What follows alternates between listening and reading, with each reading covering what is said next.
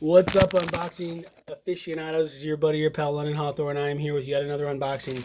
This shipped from Campbellsport, Wisconsin, all the way to South Bend, Indiana. It's a big goal of mine to one day go to Wisconsin.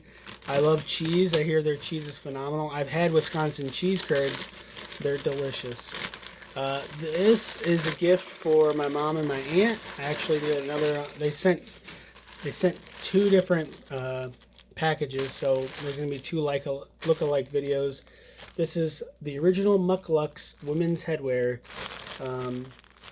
This is like a knit hat.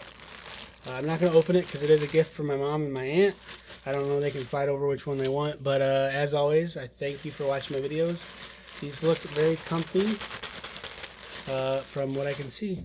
I would really appreciate it if everyone could subscribe to my channel, hit the notification bell, use my username London Hawthorne when you're checking out at websites like riptapparel.com or onceuponatea.net. You can also cash at me at London Hawthorne. Just subscribe, just share, and check out some other videos. I wish you the best.